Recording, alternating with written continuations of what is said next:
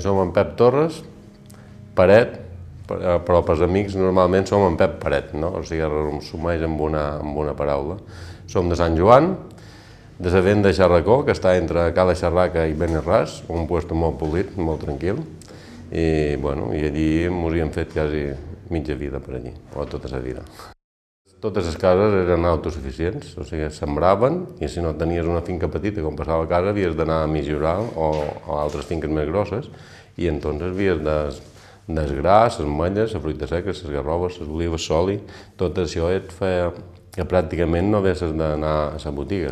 Jo me'n recordo de petit que no hi havia apenas turisme, i quan va començar a venir el turisme, començaren a alquilar les cases pageses a hippies, no? El moviment hippie, i entonces jo vaig començar a conèixer una altra gent, que eren veïns, nous veïns, que anaven amb cabells llargs, anaven a la platja, nadaven espullats, i jo vaig aprendre a nedar amb ells d'aquella manera, no?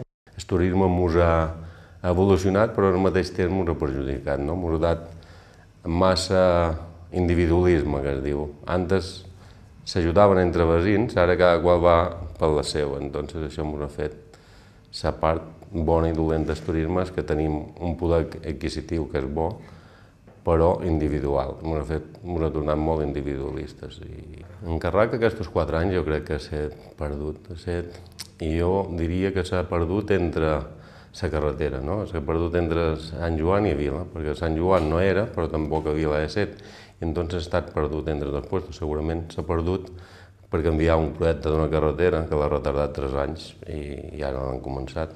I s'ha carregat un carril bici que pel desenvolupament del municipi de Sant Joan era molt interessant perquè el turisme sostenible ens fa falta aquesta carretera amb un carril bici com tenen els nostres companys de Sant Miquel i entonces creiem que Sant Joan han fallat i se n'en recordarà i se n'arrepentirà quan hagi deixat la política, segurament. Són propostes que ens facin més municipi. O sigui, que ara apareix Sant Miquel, Sant Joan o Sant Llorenç, entonces hem de fer projectes que ens ajuntin més, que ens sentiguem més del municipi i que traguem les nostres reals a treure-li a reullir, a treure-li brillo, que es diria que participam.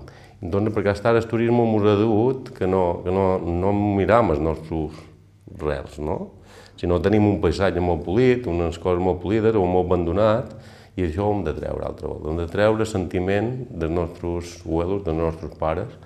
Possible hauria de ser, no?, teòricament, però difícil també ho és, que reconèixer això per la mentalitat, hem estat molt conservadors sempre i costa, no?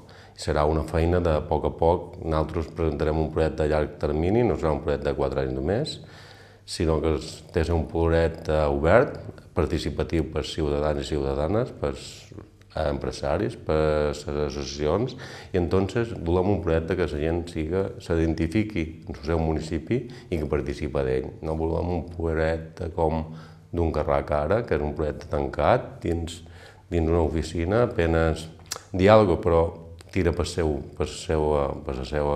camí, t'escolta i no t'escolta al mateix temps i això no ho volem. Volem un altre projecte on la gent senti que participa en el projecte.